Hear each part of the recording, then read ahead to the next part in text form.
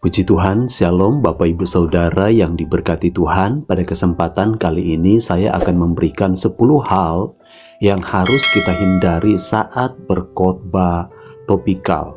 Apa saja hal-hal yang harus kita hindari saat kita berkhotbah, khususnya dalam khotbah topikal? Yang pertama, topik yang terlalu luas atau terlalu sempit. Terlalu luas, jika topiknya terlalu luas, Bapak Ibu akan kesulitan untuk membahasnya secara mendalam dan memberikan wawasan yang bermakna kepada jemaat. Jadi usahakanlah untuk berkhotbah yang sebaiknya. Terlalu sempit juga, jika topiknya terlalu sempit maka khotbah Bapak Ibu Saudara mungkin terasa tidak akan menarik atau relevan bagi jemaat saat mendengarkan khotbah Bapak Ibu Saudara. Yang kedua yang harus kita hindari yaitu kurangnya dukungan dari Alkitab. Pastikan khotbah Bapak Ibu Saudara didasarkan pada firman Tuhan dan didukung oleh ayat-ayat Alkitab yang relevan.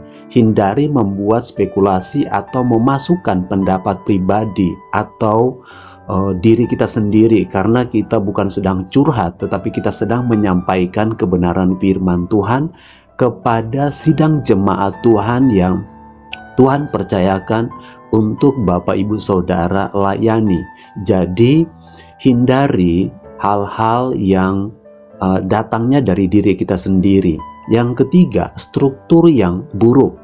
Khotbah Bapak Ibu harus memiliki sebuah struktur yang jelas dan mudah dimengerti oleh sidang jemaat Tuhan. Buatlah pendahuluan, ada ayat-ayat pokok, ada ayat-ayat pendukung, kemudian isi poin-poin, kemudian ada penutup. Tentunya struktur yang baik itu akan mempermudah jemaat Tuhan untuk bisa memahami pesan atau isi khotbah yang Bapak Ibu sampaikan kepada sidang jemaat Tuhan dimanapun Bapak Ibu melayani Tuhan. Jadi yang ketiga di sini yaitu harus memiliki sebuah struktur yang baik. Yang keempat, bahasa yang sulit untuk dipahami. Gunakan bahasa yang sesederhana mungkin dan mudah untuk dipahami oleh jemaat. Hindari menggunakan jargon atau istilah teologis yang rumit yang mungkin tidak dimengerti oleh sidang jemaat Tuhan yang Bapak Ibu Saudara layani, atau mungkin bahkan kita sendiri saat kita mau berkhotbah kita baru belajar. Hindari bahasa-bahasa teologis yang akan nanti memperumit sebuah khotbah Bapak Ibu Saudara. Gunakan bahasa yang sesederhana mungkin agar jemaat Tuhan bisa memahami apa pesan yang akan Bapak Ibu sampaikan. Yang kelima, kurangnya keterkaitan dengan kehidupan sehari-hari. Bantulah jemaat untuk melihat bagaimana pesan khotbah Bapak Ibu Saudara relevan dengan kehidupan mereka sehari-hari. Berikan contoh-contoh konkret dan aplikasikan prinsip-prinsip Alkitab pada situasi yang dihadapi oleh jemaat. Jadi bantulah jemaat untuk memahami, mengerti pesan khotbah yang Bapak Ibu sampaikan yang sesuai dengan kehidupan mereka sehari-hari. Jangan memberikan contoh atau hal-hal yang tidak sesuai dengan tema atau konsep khotbah Bapak Ibu. Yang keenam, kurangnya antusias atau gairah Bapak Ibu dalam menyampaikan khotbah. Sampaikan khotbah Bapak Ibu dengan antusias, dengan gairah. Gunakan suara yang jelas dan ekspresif, serta jaga kontak mata dengan jemaat. Jangan datar dalam berkata-kata atau ada tekanan-tekanan yang harus ditekankan dalam berkhotbah, tetapi Bapak Ibu tidak mempergunakan kesempatan atau momen itu untuk menyampaikan isi atau tujuan khotbah yang sebenarnya. Jadi hindari yang keenam ini. Yang ketujuh, berbicara terlalu lama atau terlalu cepat. Berbicaralah dengan kecepatan yang wajar dan hindari berbicara terlalu lama atau terlalu cepat.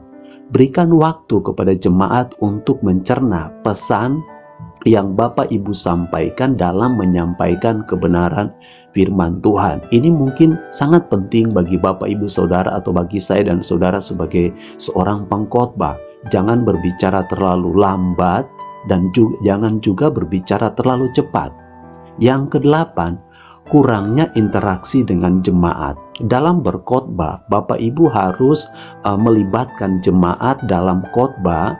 Bapak Ibu dengan mengajukan pertanyaan atau memberikan contoh dan mendorong mereka untuk dapat berdiskusi, karena berbicara dua arah antara pengkhotbah dan jemaat. Yang kesembilan, kurangnya kesimpulan yang jelas.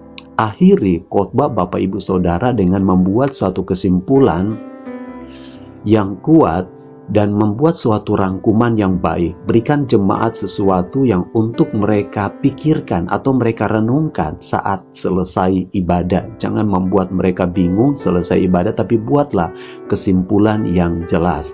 Yang ke-10, jangan lupa yaitu tidak mendoakan jemaat. Jadi luangkan waktu Bapak Ibu Saudara untuk mendoakan jemaat di akhir khotbah, seperti dalam contoh khotbah topikal yang saya berikan di video yang sebelumnya.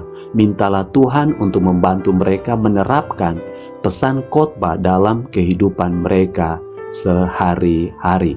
Yang menjadi catatan yang pertama, lakukan riset yang mendalam tentang topik khotbah yang akan Bapak Ibu Saudara khotbahkan kepada sidang jemaat Tuhan.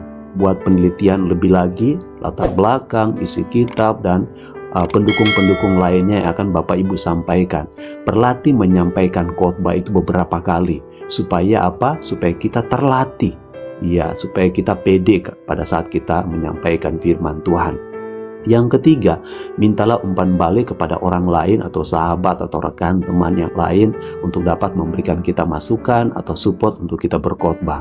Yang keempat, teruslah belajar dan kembangkan kemampuan Bapak Ibu Saudara dalam berkhotbah, karena Bapak Ibu Saudara, saya dan saudara dipilih oleh Allah untuk menyampaikan kabar baik ini, yaitu kabar keselamatan. Yang kelima, ingat selalu untuk berdoa terlebih dahulu, meminta pimpinan Allah sebelum dan sesudah kita menyiapkan khotbah. Selamat melayani, Tuhan Yesus memberkati kita semuanya. Shalom.